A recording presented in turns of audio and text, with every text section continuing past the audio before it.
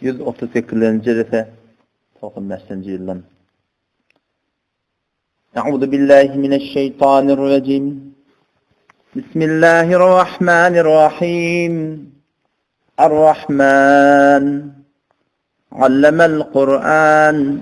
Halakal insan. Allamehul beyan. الشمس والقمر بحسبان والنجم والشجر يسجدان والسماء رفعها ووضع الميزان ألا تطغوا في الميزان.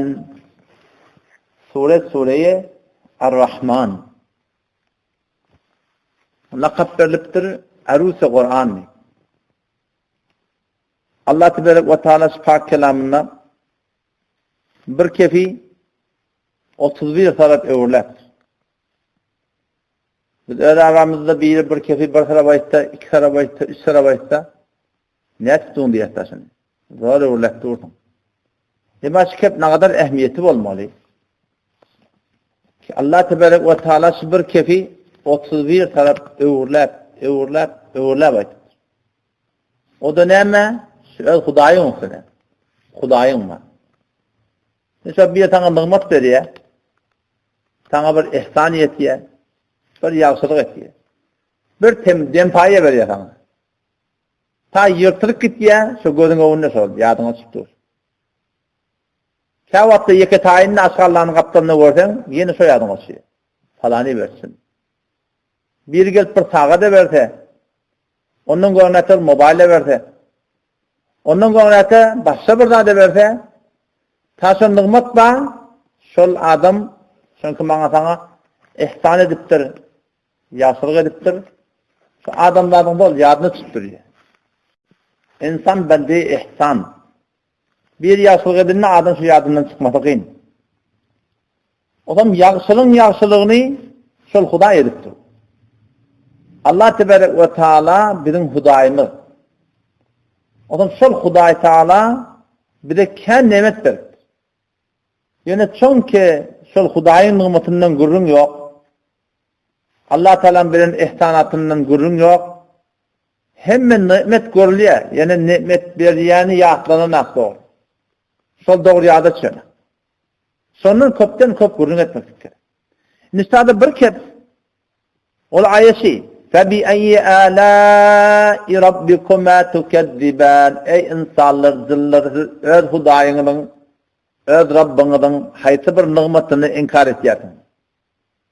Sen haysyny sen inkaryňyz bar. Kesil halkyň ýdynda. Rabb diýdigi sen perwerişdehenden. Rabb sunmak diýerleri kime ora bolsaň sen Rabbin bolýar. Kime ora çapsaň sen Rabbin bolýar.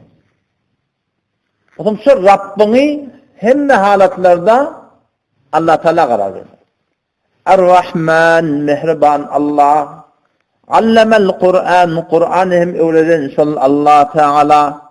Halakal insan, insan yoktan var eden şol Allah Teala. Allamehul beyan, çeplemektir hem öğreden şol Allah Tebareke ve Teala. Eş-şemsu vel kameru bihusban. Önce vücudundaki nimetleri. Allamel Kur'an, fehmi va, danişi va, düşümü var, dünya ahiretin hakkında Kur'an'ın sünnetten geliyor. Halakal insan, vücudun sonundan. Allemehul beyan, çeplemekliğin hem sonundan. Eş-şemsu vel kameru bihusban, ay güne bir hesabı var. Gün boptu, gün matıptu. Bunu hem kimden Allah'dan, ay günümün hem Allah'dan. Ven necmu ve şeceru yescudan, otba, o bağ var. Yıldız var. Sen hemmedi Allah'a secde etýärler. Güýdüň güni secde etýärler, yani Allah Teala aýdanna olar. Gögör ise gögör diýärler, öldüse ölýärler. Ve-s-semâ'a rafa'aha ve vada'al mizan. Allah şol zaty ki Rahman o zaty ki asmany galdyrdy. Ve vada'al mizan, sunna kanun goýdy. 7 gat asman 7 gat ýerde Allah Teala kanun goýupdyr. Her gaýty öz zaýynda dogupdy, batypdy, gelipdi, gidipdi. وَلَا تُخْسِرُ الْمِيزَانِ أَلَّا تَطْغَوْا فِي الْمِيزَانِ. Asman yer, 7 kat asman, 7 kat yer, insana bir peyamı var. O döneme keden alla tatgav. Sen tecavüz etme şeriattan yala. 7 kat asman 7 kat yer Hudaý Taala eden ne ola? Sen şeriattan tecavüz etme. Ve aqimul wazna bil qist. Çekende, mütürlerde, keplerde doğru adalet bilen bolmaly. Ve la tuhsirul mizan. Çekende kemçilik etmedi. Keplerde nahak kepleme, mütürlerde kıyışık mütürleme. Doğru olsun. Vel arda wada'aha lil anam. Allah Rahman şu zati ki şiir mahluktan çirim insan için, cinnat için yarattı. Fiha fakihetu ven nakhlu zatul akmam. Şiirde Allah Teala meyve koyuptur, hurma koyuptur, vel habbudul asfi vel reyhan. Dan koyuptur, hoşbuylar koyan sol. Febi ayyi alâi rabbikuma tukezziban. Ey insanlar, cinler, öz Rabbinin haytı bir nimetini inkarınız var. Şunları yaradan kim diyor Hudaý Taala? Sen asmanın kimden? Sen yerin kimden? Sen hoşboyun kimden? Sen yerin kimden? Ekyan yerin kimden? Gögörtyanın kimden? Miwan kimden? Keplemekliğin kimden? Bağın kimden? Bağın gögörtyan kim? Şun hemmedin şol Hudaý Taala berdi. Bir taraf kelipdi. Näme diýe? Febi ayyi alâi rabbikuma tukezziban. Ey insanlar, jinler, siz öz Rabbiňiziň, öz Hudaýyňyzyň haytı bir nimetini inkarınız var. Şular kim berdi diye. Yeni bir näme diýet? Ay halka ora boluvermelidir. Şundan nimet kim berdi? Halk berýärmi? İýle ora boluvermelidir. Aýys nimeti ýyl berýärmi? Ne kadar zulüm? Ne kadar zulüm? Berip duranyň ýewünni görmäni bir iki asen tenzgenigede köjekde dehalaty ýok. Şo 7 kat asman 7 kat ýer ýardan Hudaýyň ewünde durmaklykda şoňa jogap bermeklik ýa-da düşünäni näme diýýär? Halk diýär. İkçepletek iyil diýär. Gözüň daşda öreňde. Emma Allah'ın kudretini görüp Allah ýa-da düşünär. Rabbul meşriqayn ve Rabbul magribayn. 2 gün nöger 2 gün matar getirip duran, doğurup duran Allah Taala mercel bahrayn yeltaqiyan. 2 derýä birlikde ýol aldy diýär. Şor derýä, tüýji derýä. Yerinin yerlerine baş. Şortu tüýji tu bilide barýa.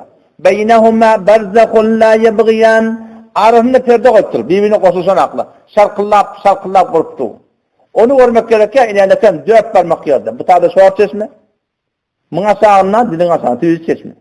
Burnundan başka bir çeşme var. Kulaktan başka bir çeşme var. Karnın önünde bir kaptalan yel var. Bir kaptalan su var. Bir kaptalan terek var. Bir kaptalan kan var. Aylanıptu. Kime diptu? Febi ayyi alâi rabbikuma tukezziban. Ey insanlar, cinler, siz öz Rabbinin haytı bir nimetini inkarınız var.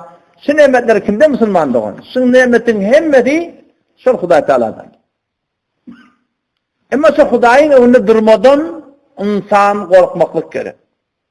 Ve eğer Hudaýyň önünde durmadan korkyan adam için Allah Teala cennet teyar. 2 tane cennet. Maksus 2 tane bağlılık teyarlar koyupdur. Peygamber sallallahu aleyhi ve sellem aydypdyr, ola kollugy 100 ýyllap bir adam şu bağın üstünde getse aňysyna ýetip bilmerdi. Emma şu cennet kimden çüreyim? وَلِمَنْ خَافَ مَقَامَ رَبِّهِ جَنَّتَانِ. Ol bir adam için, ol bir denan için ki öz Hudaýynyň ewünde durmadan gorkya, şol için mahsus 2 tane bağ var. Sen fikret falan edarada işlep ýarsın. Ahir wagt geltirin hesap etseňi ýalyp bolmalardan ýalňyz çykartdyrsın. Ertide bazıda gelecekler. Şiýe ýatynda ýatyberlersiň. وَلِمَنْ خَافَ مَقَامَ رَبِّهِ. Ol bir adam için, denan için ki Hudaýynyň ewünde durmadan gorkya. Sen erti reis edaraň önünde durmadan gorkya. Hesabet näme halatyň bar? Näme jogap bermeli kaň? Hesabda oskarlapdy. Birmişik ýa-ni muamele amyzy perweriş. Mudirleň, muallimleň zatlaň aýlyklaryny kemeke çykatdy. Ertide bazı gelecek boldy. Hesabet şol adam habne ejre bolar. Temir karxanaň mudirimisin. Gelip bir galyp plastik sady şarkylap berýärse şakka döwülipdir. Erti şol karxanaň eýesiniň önünde durmaklygyň hakynda, jogap bermekligiň hakynda bir gije nagadar stres bar. وَلِمَنْ خَافَ مَقَامَ رَبِّهِ. Ol bir adam için ki Hudaýynyň ewünde durmadan gorkya. Hudaýyň ewünde durmadan gorkmady. Ayal entejik beýle şeýde bir daha sarıpdyr. Wagtyny ätip bilmärsiň. Şonda mana zing-zing urrun maşaň. Şoň diňliginiň hakynda şekilni ýatyr. Bu da batyň diňdiňde bardyrmy? Ve limen khafa maqam rabbih ol bir adam için ki Hudaýynyň ewinde durmadan okýar. Muallimsin, ders vermemişsin. Erti evvelse ders vermeli. Gece kıybın ne yaptırdın? Erti ne kadar serası mevli ertesedi? Gece saat 2'de turup, 3'te turup. Peygamber şu da ya, men khafa adlaj diye. Men khafa adlaj. Ve men adlaja balaga. Her kim korktu diye gece yola çıktı. Bir yoluma sefere gidecek. Belusistan'a gidecek, Tehran'a gidecek. Korkun mu evde? Ki baran mı barmam mı? Vaktini yetişir mi yetişmez mi? Men khafa adlaj. Ve men adlaj her kim korktu gece yola çıktı. O kim gece yola çıktı ne? Maksada yeterdi. Şu tayda Müslümandığın olaqan gaýgy şu Hudaýa jogap bermek. Hudaýyňa jogap bermedi. Şiyaradan Hudaýymyza jogap bermedi. Allah Taalaga jogap bermedi. Şoň fikirine bolmak gerek. O şol üçin alsa näme diýerler? Bir adamy ki bir denany ki şyňydynna Allahyň razy etjekmi? Allah'ın razi edecekmin. Hakikaten la ilahe illallah zindagide bolsa, insan şoňydyna bol. Böyle Müslüman çok at var bizde. Huda Teala beripdir, ene tam Müslüman dünýäge getdir. Eger bir adamda 99 tane alamaty kofr bolsa, bir tane alamat Müslümany bar, ýene şoň Müslüman diýdi. Şu kadar şoň hakynda fuqahalar ehtiyat edipdirler. Garasy Müslümansyzdan çykaljak ki. Emma hakiki Allah'ın ýanynda mu'min boljak bolsa, näme bolmaly? Allah'ın ýanynda makbul boljak mu'min bolmak gerek. O da näme bolmaly? Hakikaten la ilahe illallah. Kimenin ilahım Allah mı? İlah dediğin ne mi? La ilahe illallah diye Allah'dan başka ilah yok. Yani Allah'dan başka padişah yok min zindagimde. Men Allah'dan başka fermanrava tanıymayan, men Allah'dan başka hukm berýän tanıymayan. Men diňe Hudaý hukm ferman tanıyan diye aýtdy. La ilahe illallah. Allah'dan başka ilah yok. Şu kelimeni yamaçlardan aýtmaly. Şu kelimeni yamaçdan yürekden duýup aýtmaly. La ilahe illallah. Allah'dan başka ilah yok. Padişah sol, fermanrava sol. Şu mukabilinde Hudaý Taala Kur'an'da sorapdyr. Araýta gördün mü deni? Gördün mü sen birini Hudaý Taala? Kim ol Allah hem saýan mı? Doğunun adasın kim şu? Men ittakala bir adamla tutunupdyr. İlahehu ilah tutunupdyr. La ilahe illallah diýen. Men ilahım Allah diýen. Allah Taala bir wadi ilah tutunupdyr. Hawa khahişat-ı nefsaniyni. Khahişat-ı nefsaniynin ýerine geçýär. Yürek islegine wala ýaşayan adam gördüm hava şoň ilahi Allah del. İlahi khahişat-ı nefsaniyni. Şoň gördüňmi sen Hudaý Taala? Adam şu taýda Müslüman dogan 24 sagatda eger bir ilahymyz Allah bilsek ki hakiki ilah şol bize hem bidini hem odini golsanmyz. Müslüman çoğu ki sahabe-i kiram radıyallahu anh düşündürler. Şu tevhid diýerler. Şu ehli tevhid. Bizim aramızda tevhid tuttur bu Hudaý tığınmak. Bide evvelki merheleşi. Anırda görün ki sahaba ne canını tutturlar, ne malını tutturlar. Yanını təyədə tokanında yankı Sulh Hudaybiýa gurun təyədə tokandı bilýär. Şonda bir eşare etmeli ýadyna. Yan Sulh Hudaybiýede gurun tokandy. Nämen guruny? O sahaba Abu Jundal radıyallahu anh, Abu Basir radıyallahu anh. Şöyle Mekke'nin ehli şola. Bir fikretten sonra la ilahe illallah'ı lap aydanı çünüydidir. Men senki alaq soňra çünüydin adı yok. Aydanı çünüydidir ha. Bir Hudaý tygynmaly dedi. Hem de etektirler. Indi şola berip Medine'ye gitdiler. Yatmapdylar men hay tawhidimi da bir Hudaýa tygynmaly ýetdi. Şunymy da baby. Ne ýepdir gaýtdy şola? Sagap gaýtdylar şola. Ne gaýtdylar şola? Ne bilip malından, zandan, Mekke'den, yer yurtdan hem zaten kenarda Medine'de gelip bilmekdirler. O bir derya kenarda barýarlar şotada. Näme ýerlerini Allah Taala bilýär. Näme diýip şola şoparyn kynçylykla berdaş etdirler. Şoňka şola tawhidin tagadahan düşündirler. La ilahe illallah meniň fermandaram Allah diýenden soňra fakat Allah tygynmaklyk däl, belki bir Allah wara bolmaklygy diýär. Olam Hudaý Taala şolardan isläpdir. Şu musulmanlar ki tawhidi düşünipdirler, şolardan asasını isläpdir. 24-nji ayet Sure-i Tawban barda oky. Öňe şu Qur'any erzetdiň, Qur'any erzetdiň. Qur'an sen musulman hakyny näme diýär? Tenike bir Hudaý tygynmaly berýär, gözüň töwerepde. Onun kebinden korkuyan, bunun kebinden korkuyan. Ola attakamasın, bu falan edamasın. Kur'an ne misliye? قل إن كان آباؤكم وأبناؤكم وإخوانكم وأزواجكم وعشيرتكم وأموال اقترفتموها وتجارة تخشون كسادها ومساكن ترضونها أحب إليكم من الله ورسوله وجهاد في سبيله فتربصوا حتى يأتي الله بأمره والله لا يهدي القوم الفاسقين. Kur'an'ın ıslaya Müslümançılık işi bizde. Beşot namaz da okuyar. Halka da attıracak yerden, ketti kurumda eşecek yerden, rahat şunu yapacak oluyor tabi. Ama sahabe-i kiram İslam'ı şunu sünnettirdi. O da Kur'an ne mi diye? Şodara ediptir. Mangatanga da şu. Kul in kana abaukum aytırsı kuda egerden eleleniz, atalanız, ve abnaukum oğlunuz, oğlunuz, tekirdaşı. Ve ihvanukum doğullunuz, ve azvacukum zenanalanız, ve aşiretukum tayfanız, ve emvalun iqtaraftumuha yığınan mallanız, ve ticaretun takşavuna kesadaha, bir ticareti korkuyardınız, şunun kesat bulmaklarından, ve mesakinu tardavnaha kavariyan zaylanız, şu tekirdat. Laşta öğrendekin hemen alkasana değil. Şu tekirdat. Ahabbe ileykum minallahi ve rasuli. Sizin yanında mehbub bırak olsa. Huda bilen peygamberden. Kul in kana abaukum. Enatan mehbub bırak olsa Huda bilen peygamberin korkumundan. Enatan bırdat diye, enatan gevni degmeyecek ol, Huda'nın gevni degmeyecek.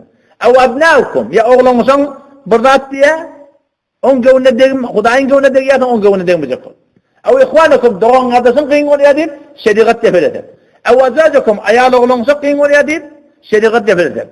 أو عشيرتكم تعرفان قين ولي أديب شريقة تفلته وأموال اقترفتمها تجارتنا مالنا كم تركة جكتيب شريقة تفلته وتجارة تخشون كسادها مشتري دارنا عرض طيب شريقة تفلته ومساكن ترضونها قوريان زائلان موغيتلان ذاتن إلن تشكتيب شريقة تفلته أحب إليكم من الله ورسول sizin yani محبوب راق قصصlar مطلوب dağıtlaşlar qavda atlaşlar irade yok olanlar ama محبوب qoza yani sıdatlık şeriat teflete diye Sıdatla Kur'an sınıfı tamam yaşamaktan alqar efendi. Ve cihadin fi sabili Allah'ın rahmet çekmeden alqar diyor. Allah Teala ne mi diyor? Feterabbasu gözdeşin dipti Allah Teala. Ne mi çekiyor Allah? Hatta ya'ti Allahu bi emri Allah min adamının gelirini. Arap vermeni men teyyardı. O sahabalar şu ayetleri düşünüptürler. O bir Hudaya sığınmakta o din yerleri bir Hudaya öyle bolmak şey. Hemme de adamlar. Bilmeyen adına bilmeyen etlerden haytı bir bilmeyen adamlar bir de sorun sündürttüler tevhidi. Bir Hudaya sığınmak. İnnallaha la yaghfir en yushraka bihi ve yaghfiru ma dun zalika limen yasha. Allah şirki bağışlayacak ki. Meğer amele şirkin Allah bağışlıyor yani. Eti kıyametin ben ne edecektim beni senin son biri Huday sana onu edecekler. Allah şirki bağışlamıyor eder. Fakat Huday'dan aynı çağırman vurun de. Allah da benden mesela onu eserlerine şeyler sokaklarını kiyte kanar önüne koyacak bu şeyler Allah Teala. Ferişteleri şayet yaptırlar oğul. Allah Teala ne diyor ya? Alqu hadi oklan kenara. Onu oklan kenara. O giden oklan kenara. Ferişteler ya Allah sen azzatını Allah'a kazan bir yaptık seni. Öyle aman etti seni. Allah Teala ne diyor çıktı? Menin şimdi diyor çıktı. Haytı bir günah etsek göz için ve haytı bir sokağa hep versek göz için milletin keminden korkup şuna diyorlar ya. Şuna diyorlar şirki bu kadar. Tevhid diye şey. Tevhid diğerleri, tevhid anaskat oraya yegane dani. Ama tevhid hakiki anaskat oraya yegane başı. Bir Hudaya oraya olmaklık Müslüman doğun. Ve Hudaya mehmetlerin ayda tabi ayyi alâi rabbikuma tukeddiben. İnsanlar zırlar Hudaya'nın haytı bir nımatın enkarını vasın diyor. Kesin halkın yerine yetbiyordun. O nımat veren sol, sen göz veren sol, sen gözün onun yedin. El veren sol, sen onun yedin. Ayak veren sol, sen onun yedin. Ne kadar zulüm işi biliyor musun? Bir kefi 31 sabaytları yalakta ya Huday Teala. Bu gözümü teorekte Müslüman doğun. O zaman şu taydan hakiki İslam'a oraya yaşamaklık maksat olmaz. Hakiki Kur'an-ı sünnete oraya yaşamaklık maksat olmaz. Fakat bir de bir Hudaya sığınmak. Eğer şüphede sahabeler ekber kaytmak demek yani.